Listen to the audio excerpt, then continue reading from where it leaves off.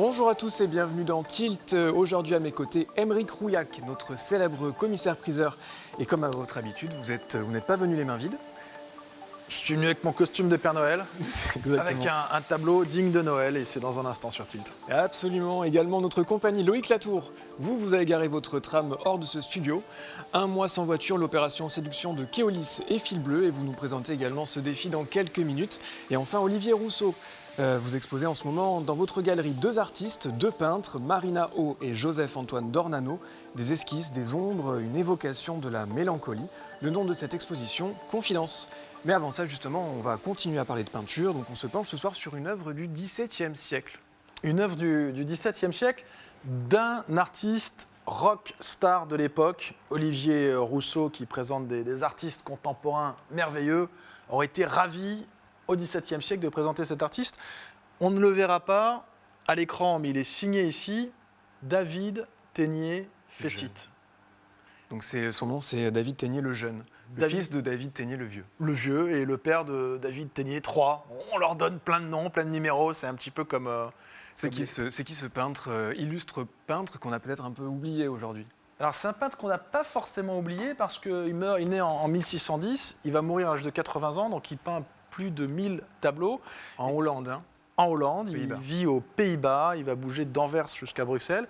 Et surtout, ça va être le peintre des rich and famous. Il va devenir le peintre très rapidement du roi d'Espagne, Philippe IV, qui fait construire pour ses tableaux une galerie entière.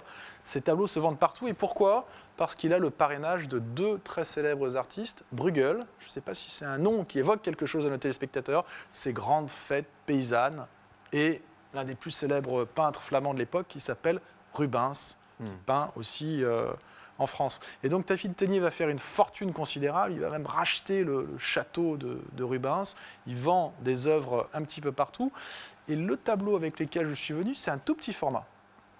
Il n'est pas très grand, ouais. Il n'est pas très grand, vous le voyez là à l'écran avec ces remarquables images, il nous figure un alchimiste. L'alchimiste, c'est celui qui va chercher le grand œuvre, la pierre philosophale, comment changer le plomb en or, quelque chose qui fait rêver les hommes depuis tous les temps. Et ces petits formats correspondent à l'apogée de David Ténier, on est dans les années 1630-1640, il a une trentaine d'années, il peint des petites choses extrêmement plaisantes, des sujets de la vie de tous les jours, qui donnent à rêver et qui s'arrachent comme des petits pains, à tel point qu'il y a plein d'autres peintres qui vont vouloir peindre comme David Ténier, qui vont vouloir copier ces alchimistes, qui vont vouloir copier ces scènes de genre. On en retrouve un petit peu partout, mais celui-ci est un David Ténier authentique et ça, c'est merveilleux. D'accord, parce que ce peintre-là, qui est donc décédé à 80 ans, qui a laissé derrière lui une œuvre considérable, un millier d'œuvres, on estime, donc avec beaucoup de portraits, des scènes de la vie quotidienne. Et celui-ci, qu'est-ce qu'il a de particulier? Est-ce qu'il a quelque chose de particulier, ce David Ténier, cet alchimiste? Cet alchimiste-là, il est extrêmement clair. Les œuvres de la fin de la vie de David Ténier, elles sont lourdes. Dans cette œuvre-là, il s'est détaché de la leçon de ses maîtres. Au début, il commence à copier un peu ce que font les plus grands, et ce qu'il a appris chez Rubens, c'est possible.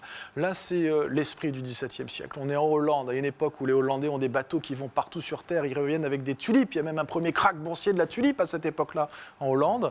On est dans ce siècle d'or qui va gagner toute l'Europe. C'est la découverte de la peinture à l'huile qu'on découvre en Hollande, qui arrive ensuite en Italie, en France, et David Ténier est l'ambassadeur de ce siècle d'or hollandais. Et l'alchimiste, finalement, c'est peut-être lui, puisque d'une simple planche de bois, il le transforme en petites pépites. Il est jeune, hein. Il est jeune cet alchimiste. Fortune. Il est jeune cet alchimiste. Hein. Qu'est-ce que vous en pensez? Quel âge vous lui donnez à ce personnage? Je lui donne 25. 25 ans, Olivier? 33. 33 ans.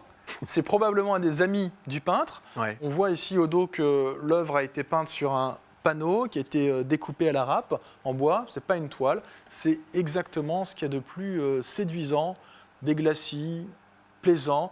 On pourrait imaginer un présentateur de TV Tour avec sa toque de figure. Bah oui. Présenter C'est encore possible. C'est une petite chapka, on dirait. des effets ça m'évoque ça. d'alchimiste.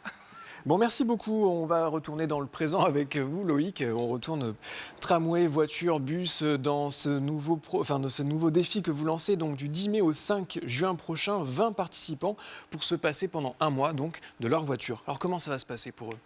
C'est exactement ça. On va prendre les clés d'une vingtaine de participants. Alors pour le moment, on a fixé à 20, ce sera peut-être plus. Donc on est en train de recruter en ce moment. Donc j'invite tous nos téléspectateurs Oui, c'est jusqu'au à aller 31 sur mars. filbleu.fr, effectivement, jusqu'à fin mars. L'objectif, c'est effectivement de sensibiliser sur la possibilité de changer de mobilité. Il y a plein de gens qui aujourd'hui utilisent leur voiture pour aller au travail, pour les loisirs. Et notre objectif, c'est de montrer que c'est possible de laisser sa voiture, d'utiliser le bus, le tram, la SNCF, les cars, l'autopartage, le vélo. Concrètement, vous Voilà. leur prenez les clés. Concrètement, on leur prend les clés, on garde la voiture et on met les clés dans notre poche. Et derrière, on leur offre la possibilité de bouger autrement pendant un mois. Donc, ils auront un abonnement sur Fil Bleu, ils auront un vélo électrique s'ils souhaitent un vélo électrique. Il y a Voilà. plusieurs avantages. Hein, Il y a- près d'un vélo, un abonnement SNCF, il y a plusieurs choses qui peuvent être Exactement, faites ouais, pour eux. on ne peut pas faire ça tout seul. Voilà, on Ouais. est bien sûr en partenariat avec la métropole qui nous aide sur le sujet. Ah oui, bien sûr. Ouais. Et puis, on a aussi d'autres partenaires. On a la bibliothèque de Tours qui offre aussi des abonnements et on a le drive du bon sens parce que l'avantage quand on n'est pas dans sa voiture à conduire, c'est qu'on peut faire autre chose. Et c'est parce que vous gérez le réseau pour la métropole, c'est une demande de la métropole ou pas du tout?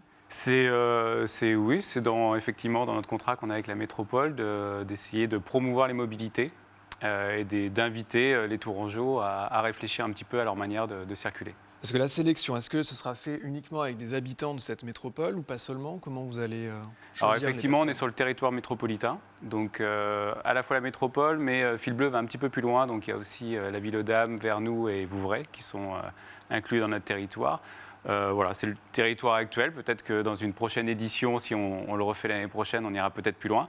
Mais là, l'objectif, c'est vraiment sur cette métropole, la métropole tourangelle, en tout cas de sélectionner des gens par rapport à ça. Voilà. Alors il y a une question qui me venait comme ça, c'est est-ce que vous allez cibler vraiment les personnes qui font pas encore le trajet domicile-travail en bus ou en tram, ou vous élargissez à des activités, enfin déplacements loisirs?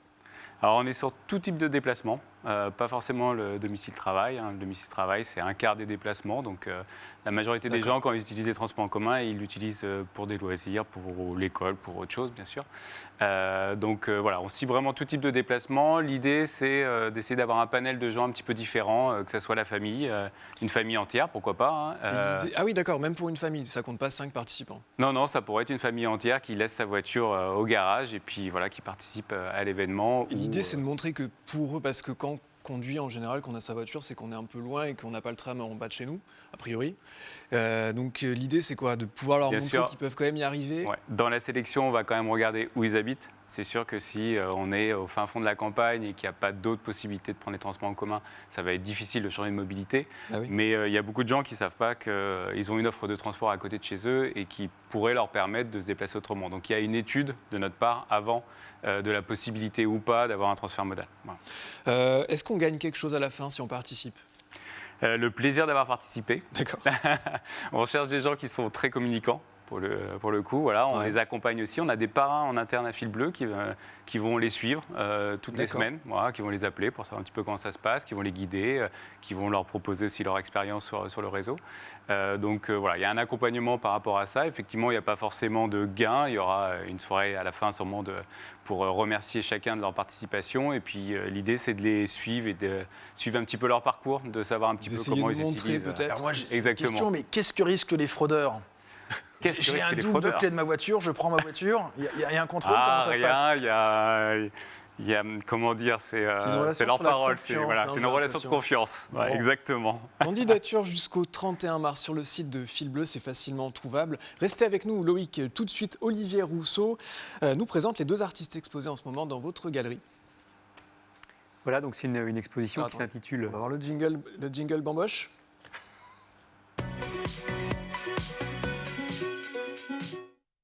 Indispensable jingle pour pouvoir passer dans cette partie culture de l'émission. Votre galerie, elle est rue de la Sellerie à Tours, donc jusqu'au 10 avril. Confidence, c'est une expo à 4 mains. Pourquoi vous avez décidé de réunir ces deux artistes? Alors le point de départ, c'est la présence de Joseph-Antoine Dornano, qui maintenant est un habitué à la galerie. Ça fait 5 ans que je l'expose. Et sa présentation au printemps est maintenant un peu comme un rituel. Et je l'associe toujours avec un autre artiste. C'est un artiste, vous le verrez, qui réalise des petites œuvres en taille. Et donc, il y a vraiment l'espace pour présenter 2 artistes simultanément.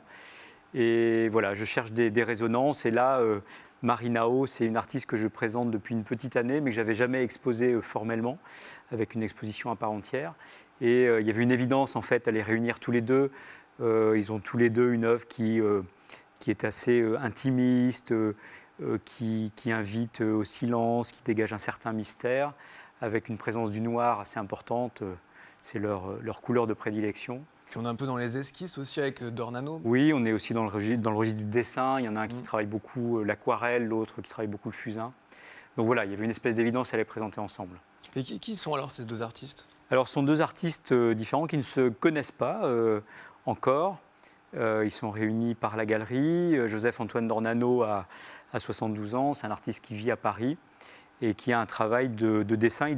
Il dessine de toutes les façons, l'aquarelle, le fusain, la pierre noire, l'encre, sur du papier ancien. Et c'est un détail un peu anecdotique, mais quand on découvre son œuvre, on voyage un peu dans le 19e. Donc voilà, il a un stock de papier de 19e. Ce n'est pas l'essentiel dans l'œuvre, mais voilà, il y a vraiment une résonance temporelle. De ce qu'on a pu voir, là, on dirait la Provence, mais peinte par un japonais. Enfin, moi, c'est ce que ça m'évoquait. D'accord, il y a Pourquoi pas, hein. beaucoup d'évocations possibles dans ce travail. Beaucoup de traductions différentes. Voilà. Là, ici, on a devant nous, donc c'est une Marinao. Hein. Non, c'est une œuvre de Joseph-Antoine Dornano. Pardon. Voilà, Pardon. c'est une aquarelle. Je vois son dos, hein, j'essaie de me Mais défendre pour un petit peu. situer, ça c'est une grande œuvre en taille Ouais. de Dornano. Hein. Donc une aquarelle avec une scène comme ça, un peu mystérieuse, une assemblée de personnes autour d'une table. Donc c'est quelque chose, c'est une œuvre qui est assez romanesque, qui invite à l'imaginaire, à l'évasion, voilà, qui peut nous embarquer dans des petites fenêtres qui peut nous emmener très loin. Donc on l'a compris, la sélection, le lien entre les deux, c'est vous en fait. C'est votre Oui. galerie qui avait fait ce choix et ce lien. Est-ce que toutes leurs œuvres et tout leur travail, ils sont toujours dans cette humeur-là ou pas toujours?